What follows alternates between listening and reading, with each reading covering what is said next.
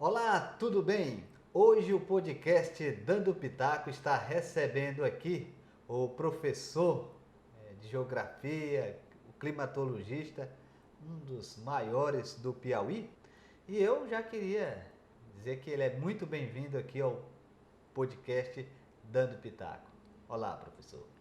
Olá, querido Renato, né? Sempre um prazer estar participando de uma ferramenta de comunicação essencialmente versátil e que chega a um público muito variado, muito diversificado.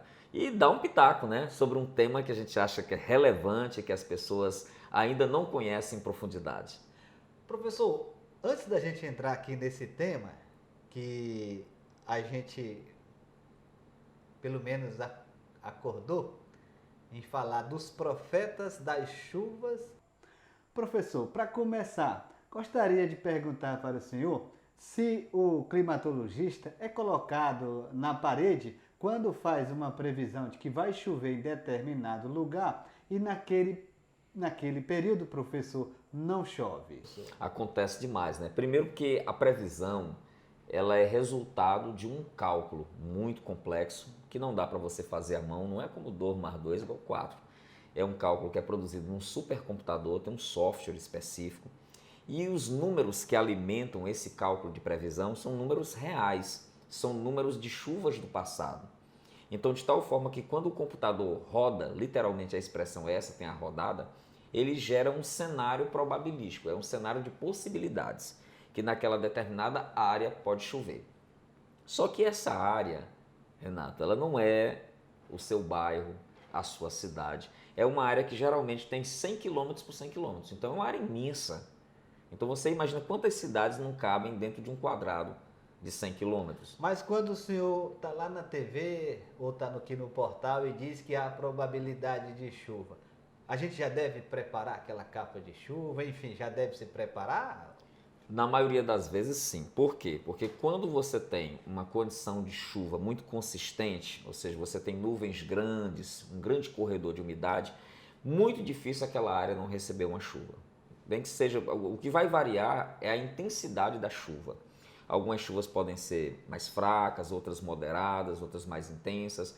Às vezes o fenômeno ele ocorre de forma muito pontual, é uma chuva passageira muito rápida. Ali a previsão já acertou. E mesmo quando não chove naquele determinado local, mas você vê uma cobertura de nebulosidade, uma brisa suave, aquilo é provocado por uma chuva que está caindo em determinado local. Então são cálculos que já avançaram muito, melhoraram o nível de assertividade, o nível de acerto, melhorou muito da previsão meteorológica. Claro que existem momentos em que eles acertam mais e outros que não acertam. Por exemplo, uma previsão de chuva para o BR-Obró é quase certo que não vai acertar. Então é mais aleatório. Agora, uma previsão de chuva dentro do período chuvoso, aí convenhamos, a taxa vai para lá de 90%. Professor, mas hoje existem muitas tecnologias que ajudam a fazer essas previsões, né? Existem muitas tecnologias, muitos estudos.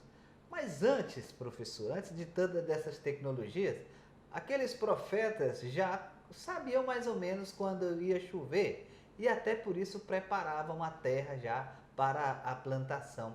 Como é que essas pessoas conseguiam fazer isso, professor?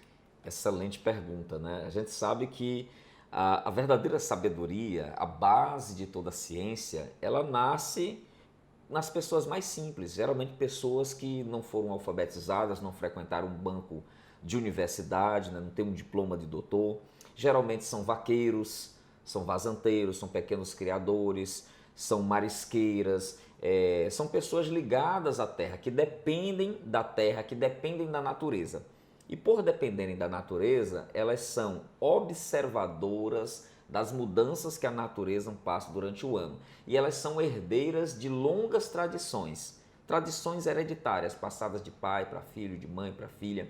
Então o fato é que esses observadores da natureza, que estão vinculados geralmente a povos tradicionais, geralmente são caboclos, são caiçaras, são índios, né, são comunidades quilombolas, eles observam o movimento de aves, o comportamento de insetos, a variação na vegetação, né? O fluxo de vai e vem das águas de um riacho. Então, a partir dessas leituras, eles têm a condição de identificar qual vai ser a variação de tempo. Ao longo de uma história, ao longo de gerações, eles acertaram e ainda vêm acertando. Mas é claro que com o passar do tempo, em função até das modificações que nós presenciamos hoje, as mudanças climáticas, as previsões dos profetas da chuva, dos saberes tradicionais, eles vêm encontrando uma certa dificuldade, até porque o ambiente natural está bastante modificado. Mas vale sempre a pena ouvir a sabedoria de um velho vaqueiro, a sabedoria de um antigo pescador, quando ele diz, olha, o tempo está bom para chover, ou vai chover no próximo mês, ou o inverno, a temporada chuvosa será boa. Professor, já que o senhor está falando desses vaqueiros, né, dessas pessoas lá do campo, quais os instrumentos, como é que eles conseguiam fazer estas previsões? Muito bem, né? Por exemplo, vou citar um caso aqui, que é aqui de Teresina, que é muito conhecido. As comunidades ribeiras, que são herdeiros naturais dos fundadores, os verdadeiros fundadores da cidade. Eu não falo assim, de uma elite tradicional que transferiu a capital. Eu falo das pessoas que lidavam com o gado, das pessoas que lançavam suas redes, suas tarrafas no rio, das pessoas que cuidavam da terra, principalmente vazanteiros, lá no começo do povoamento da Vila do Puti. Então, esses herdeiros que moram ali naquela região do encontro dos rios, que moram na região da Boa Esperança, eles têm uma observação muito extraordinária do vai e vem das águas do Velho Monte. E eles conseguem identificar como vai ser a temporada chuvosa, observando, sabe o quê? Você vai ficar espantado, observando um caramujo. Existe uma variedadezinha de caramujo que ele posta seus ovos somente acima da lâmina d'água. Os ovos não podem ficar na lâmina d'água porque vem um peixe. Então, você chega no Parnaíba e observa que os ovos estão sempre acima. Na medida que há uma possibilidade de ascensão do volume das águas, ele coloca os ovos lá em cima. Ou seja, os ovos nunca estão rente com a água, estão sempre acima. E aí eles vão subindo, subindo, subindo. Na medida que eles colocam mais alto, já é uma predição, já é uma previsão de que... E aí eles conseguiram identificar isso. Conseguiram identificar o ciclo das águas do Parnaíba, a variação da vazão do rio. Uma observação que eles faziam ano a ano e isso é passado de geração em geração. Entendendo? Até mesmo o barulho que as águas fazem nas margens, né? Aquele vai e vem das águas, né? Eles conseguem identificar o comportamento do rio e até das chuvas. O senhor já viu falar também que formigueiros também é capaz de orientar o homem do campo com relação à chuva? Com certeza. A formiga é um animal social, né? Como as abelhas, vive em sociedade e é um animal laborioso, é um animal movido pelo trabalho. Então a formiga ela passa uma temporada, que é a temporada da bonança, ela vai produzindo a sua comida, vai levando para dentro do formigueiro. Então naquele período, que é um período que antecede a chuva, porque a chuva não é legal para a formiga, né? Então a água pode entrar no formigueiro, a água pode prejudicar o fornecimento de alimento. Então a formiga aproveita aquele momento que antecede a chuva e faz o seu armazenamento de alimento. Então, quando nós observamos este movimento dos formigueiros, e principalmente as pessoas que estão mais habilitadas, que são aqueles que sempre acompanham, eles identificam que vai haver uma mudança nas condições de tempo. Por exemplo, você observa as formigas partindo para o voo, é outra variedade de formiga, as formigas aladas. Ali também já é um comportamento que as formigas estão migrando da sua comunidade para formar outras comunidades, para acasalar, e ali também tem uma interferência da questão climática.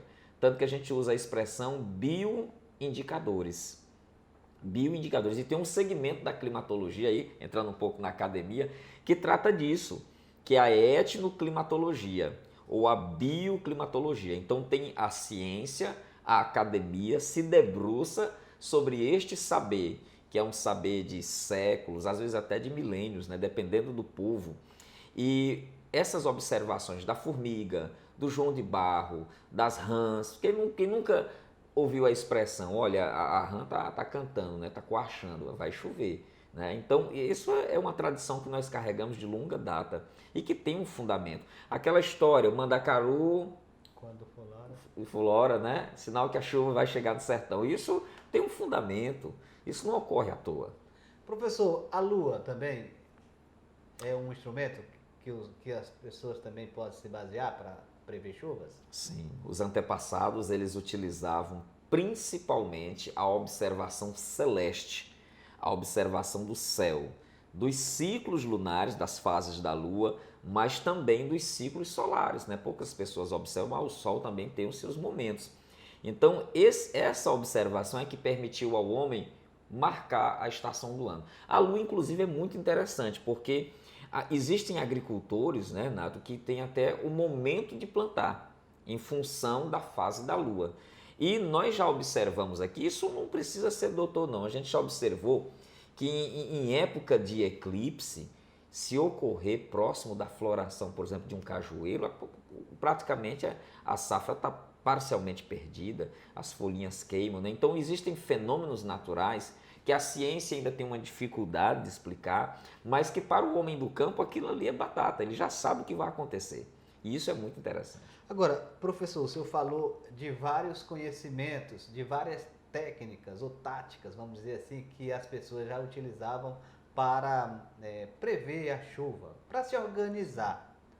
Mas aí o senhor também falou que isso está ficando cada vez mais difícil por causa aí do descompasso, do distúrbios, não sei a palavra, climáticos. Aqui isso que a gente está vivendo. Num lugar muita chuva, no outro seca. Como se explicar isso? A gente vai evoluindo tecnologicamente e vai piorando a situação e conhecendo muito menos. É verdade, é uma situação assim bastante contraditória, né? A gente fica assim meio confuso. Mas o que está acontecendo? A natureza funciona como um reloginho, melhor que um reloginho, né? Porque a natureza é o modelo de tudo aquilo que nós desenvolvemos na nossa civilização, na nossa cultura. Então existe uma coisa chamada equilíbrio. Na natureza você tem seres que se alimentam de outros, né? E mantém o equilíbrio da vida. Quando esse equilíbrio ele é rompido, nós temos uma crise na natureza. Então imagine, por exemplo, que as abelhas, que são seres polinizadores, né? Que são fundamentais para a reprodução dos vegetais, elas são eliminadas por agrotóxico, ali já gera um desequilíbrio. Vamos supor, por exemplo, que o predador de um tipo determinado de inseto, o predador natural, um lagarto ou um sapo, ele desaparece por causa de um veneno ou de um desmatamento. Aquilo já vai provocar outro desequilíbrio. Então, quando alguns elementos da cadeia da vida, da relação de equilíbrio, são eliminados ou desaparecem, os ciclos naturais eles são alterados. Então, por exemplo, por isso que algumas aves elas não migram mais para os mesmos lugares, ou elas ficam confusas sobre as rotas. Por isso, por exemplo, que nós observamos florações de árvores conhecidas, nós como os ipês, tá entendendo? Florando fora do momento, fora do tempo, ou florando mais de uma vez. Esse ano nós tivemos várias florações de ipê no Piauí, várias. Tem um ipê amarelo que florou 3 vezes. Então isso mostra uma mudança nas condições naturais que provoca uma confusão no animal, nas criaturas, como diz vovó, dizia, no bicho bruto, né? E provoca também nas plantas. Então essas alterações, o homem do campo, o profeta da chuva, ele é um intérprete da natureza. Né? Então ele olha para a natureza e aquilo que ele aprendeu com o pai dele, com o avô, com o bisavô, tem que se repetir. Quando ele observa que não está ocorrendo naquele momento do calendário aquela repetição, o nível de assertividade, o nível de acerto da previsão dele está viciada. Há um problema ali que ele não consegue encaixar aquele fenômeno da natureza no tempo. Ele ocorre antes ou ele ocorre depois e isso vai prejudicar na data que ele supõe que seja a data da chuva. Aí o que é que a tecnologia faz? A tecnologia busca entender essas dissintonias, esses desequilíbrios. E quando a tecnologia começa a medir, ela observa que alguns lugares está mais quente, outros está mais frio, o ar está mais poluído, a cobertura vegetal foi destruída, algumas espécies desapareceram, o rio foi desviado, foi assoreado. Então todas essas modificações provocam um efeito na natureza. Professor, como é que os governos têm enfrentado, na sua visão, na sua opinião, de professor, de climatologista, de pessoa que está sempre na mídia, tem enfrentado essas mudanças climáticas, essa situação que a gente vive de calor, de terremoto, enfim, como os governos têm enfrentado isso? Olha, essa é uma questão realmente muito melindrosa, né? Se dependesse do que a ciência produziu, dos relatórios, dos documentos técnicos que apontam realmente que a gente vive uma crise ambiental, uma crise climática, a informação está aí. Inclusive uma informação intensivamente publicizada pelos meios de comunicação. Mas falta o elemento da vontade, falta o compromisso, falta a ação. Então, as ações dos governos, e eu uso a palavra governos no plural, de diferentes escalas, municípios, estados, União, até outros países, tem sido de uma certa forma muito tímida, porque a gente sabe que o elemento político ele é muito volátil. A política ela se move pelo que a opinião pública, né, manifesta, ou seja, o grande termostato da política é a opinião pública. E em alguns lugares não apenas a opinião pública, mas o cabo de guerra dos grandes interesses, dos interesses de quem controla o poder econômico e influencia naturalmente o poder político. Então, de tal forma que em alguns lugares, em alguns momentos, a gente sente a necessidade de uma intervenção, de uma lei mais dura ou de uma ação educacional. Eu acredito muito no poder da educação, né? Muito. Nós só vamos romper essa barreira, essa dificuldade, né, de proteger com eficiência e com inclusão também, porque não adianta você ter uma lei boa, uma política ambiental boa, se você esquece, por exemplo, que algumas pessoas cometem crimes ambientais não por ingenuidade, não por ignorância, mas cometem por necessidade. Por exemplo, uma pessoa que vive da pesca, e ela não tem proteção, ela não tem recurso, ela não tem seguro, ela não tem uma política que ampare. Essa pessoa vai continuar pescando no período proibido.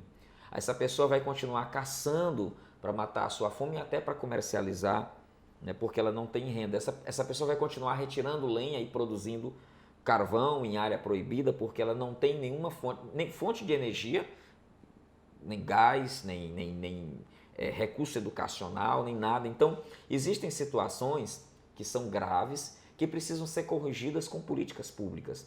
Inclusive, a questão ambiental tem que ser vista como uma política pública. Então, assim nós vamos dar o pulo do gato, né, o salto quântico. Vamos trazer aqui para Teresina. Como é que Teresina está nesse cenário, de estar nesses estudos, nesses preparativos? Eu lembro que foi até motivo assim, de polêmica, de insatisfações. Parece que houve uma construção de algum instrumento no parque da cidade. Esse instrumento tem funcionado? Está funcionando?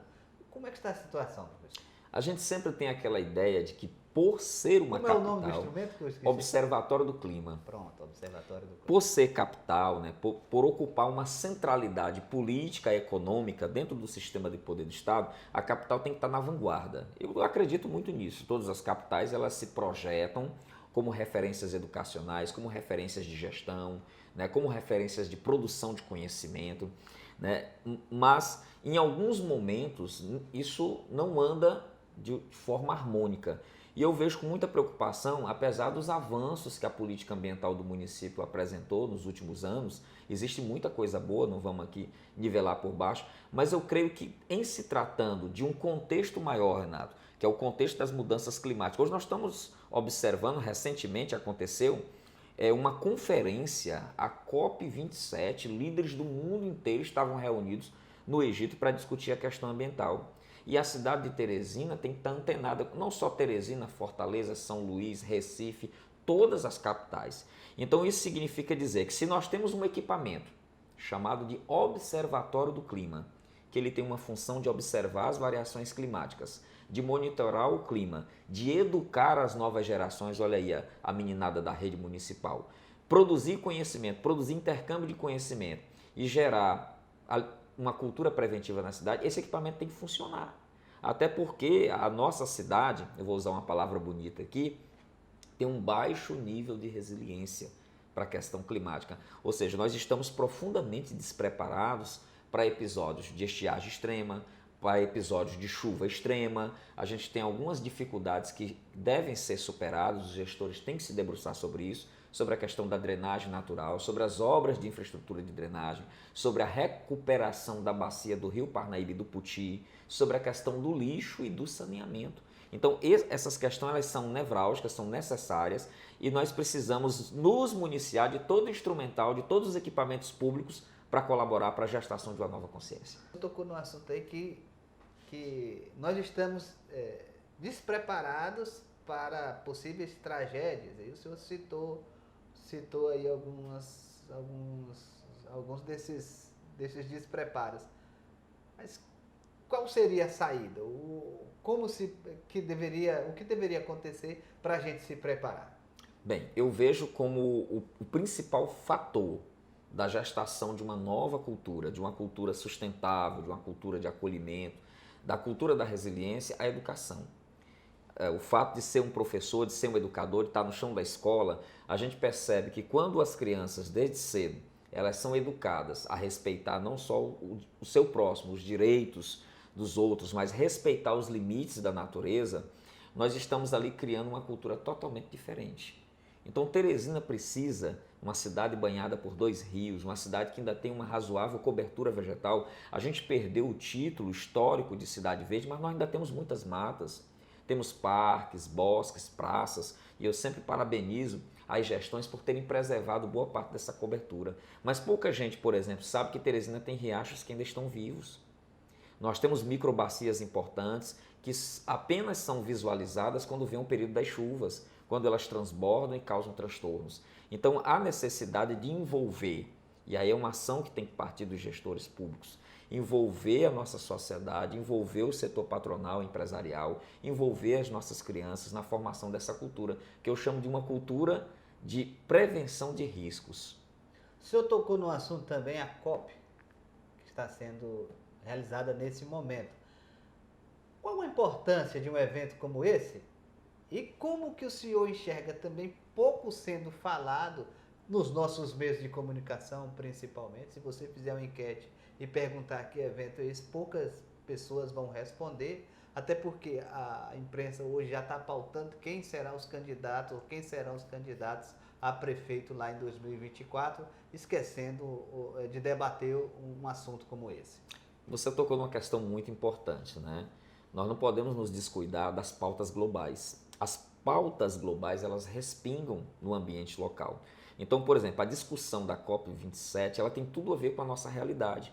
Quando se coloca, por exemplo, que boa parte dos problemas ambientais, eles só serão equacionados a partir de políticas públicas que acolhem os mais vulneráveis, nós estamos falando, por exemplo, do problema da moradia, da regularização fundiária, do problema do saneamento, do problema da drenagem urbana, do problema do cinturão verde, do problema da política de arborização, da melhoria da infraestrutura de parques e praças. Então, todas essas políticas que são municipais, elas convergem para gerar condições microclimáticas agradáveis, favorecem um ambiente mais salubre, favorece qualidade de vida. Então, não é uma discussão distante, é uma discussão necessária, urgente e que a cidade, porque a gente vive na cidade, deve discutir, viver e agir. Vamos trazer aqui, principalmente para as nossas crianças, os nossos estudantes, a importância, como a previsão do tempo nos ajuda. Excelente, né? Nos últimos anos a previsão do tempo ela avançou muito, do ponto de vista tecnológico, mas também do ponto de vista da publicização. A gente tem um interesse maior por parte da mídia, dos meios de comunicação, da web, mas nós temos uma disponibilidade de ferramentas que podem estar na palma da mão. Existe uma série de aplicativos, né? As pessoas começam a utilizar esses aplicativos de smartphone para acompanhar a previsão, para acompanhar a imagem de satélite, para acompanhar o monitoramento por radar, para acompanhar, por exemplo, onde vai cair uma descarga elétrica. Então existem hoje ferramentas muito acessíveis, a maioria delas gratuitas, produzidas inclusive nacionalmente por instituições consagradas como a FUNSEMI, a Fundação Cearense de Meteorologia, o INPE-CPTEC e o INMET, que é o Instituto Nacional de Meteorologia. E a meninada gosta muito disso, Renato, porque ela consegue verificar, por exemplo, o desenvolvimento de uma tempestade, para onde ela vai, se ela tem um potencial de risco. E eu creio que este é o caminho. A partir do momento que essas informações que antes estavam restritas a ambientes refrigerados, a gabinetes de pesquisadores, de climatologistas e meteorologistas, que elas chegam até o morador da cidade, do campo, elas empoderam essas pessoas e elas vão começar a praticar uma cultura mais resiliente. Eu quero fazer mais uma pergunta aqui, e aí a gente finaliza. Sim. O senhor foi candidato também, candidato a deputado estadual aqui, né? Deputado estadual. E o senhor percorreu aí várias cidades, eu creio, né? Porque foi candidato. O que o senhor encontrou por aí? Qual a sua proposta? Por que o senhor resolveu ser candidato? Bem, essa é uma história muito interessante, né? Eu percorri 38 municípios dentro de um polígono. Que polígono é esse? Municípios da Grande Teresina, do Alto Puti, da região ali do São Nicolau, né? E passando pelo Médio Parnaíba. Ou seja, esse polígono que eu percorri, eu andei na maioria das vezes em pequenas propriedades rurais de agricultores familiares e que eles eram a minha referência por causa da pesquisa do clima. E o interesse de participar da política nasceu justamente por uma inquietude deles, por um questionamento deles. Eles sempre me relatavam os mesmos problemas, que era o problema da água inacessível, da água difícil, o problema do fornecimento da semente, o problema da mobilidade, o problema das dificuldades de ter serviços básicos como educação, serviço de energia elétrica. E eu sempre questionava a essas pessoas amigas e caras, sim, mas cadê o seu deputado, cadê o seu prefeito? E eles sempre diziam, olha, eles passam aqui de 4 em 4 anos. Aí eu disse assim, pois cobre deles. Aí alguém disse, e por que você não entra? Aí disse, não, eu vim aqui só conversar com vocês e fazer pesquisa. Não, você é como se fosse da casa. Você é como se fosse da cidade, você está envolvido no problema. Você tem dificuldades de trabalhar por causa desses problemas. Você tem que se envolver. Você também é responsável. E aí eu lembrei daquela passagem fantástica do Pequeno Príncipe que diz o seguinte, tu te tornas eternamente responsável pelo que cativa. Eu disse, olha, eu sou responsável também, eu não vou ficar calado, eu vou participar do processo. E coloquei o meu nome à disposição, Renato, e foi uma experiência muito bacana. Eu confesso que eu fiz mais amigos do que votos, né? Ou seja, a amizade que foi conquistada, ela é muito sólida. Mas os votos? Os votos não vieram na quantidade desejada para me tornar o deputado dessa região bem ampla. Bem, aí nós sabemos que isso envolve questões de logística política, questões de numerário, de valores, de recursos, que campanhas eleitorais se tornaram campanhas profissionais. É necessário ter um staff, um grupo seleto, uma coordenação, recursos volumosos para chegar cada vez mais longe e para manter toda a equipe política. Eu não tive essa logística, então o que eu tive foi uma rede de amigos e trabalhei com esta rede para fazer com que a mensagem chegasse mais longe. De certa forma, nós conseguimos difundir a mensagem, mas não conseguimos conquistar a quantidade de eleitores necessários para fazer uma eleição de um deputado. Professor, o Dando Pitaco quer agradecer ao senhor por ter vindo aqui, né, participar, trazer essas experiências, que às vezes a gente não escuta lá no outro canal, mas aqui no Dando Pitaco a gente traz e vai, é claro, convidar outras vezes para a gente falar destes e outros assuntos. Então deixa aqui um minutinho para o senhor completar, dizendo aquilo que eu não perguntei, mas que o senhor ainda acha interessante. Eu quero agradecer, né, Renato, essa oportunidade maravilhosa. Eu sou um fã de podcast, né? Algo que eu descobri há bem pouco tempo, né? E acompanho vários, sigo vários, já estou seguindo aqui o Dando Pitaco. E olha, é sempre bom dar um pitaco, viu? Você que está do outro lado, manifeste sua opinião, participe. Você que é da cultura, você que é do meio ambiente, você que é da educação, você que é dos movimentos sociais, dê seu pitaco também. Aqui o Renato está fazendo a parte dele, contribuindo para uma pluralidade de opiniões. E é isso que faz a nossa vida, é isso que faz a democracia. Participar, falar e contribuir positivamente para um mundo melhor. Muito obrigado, meu irmão. Valeu.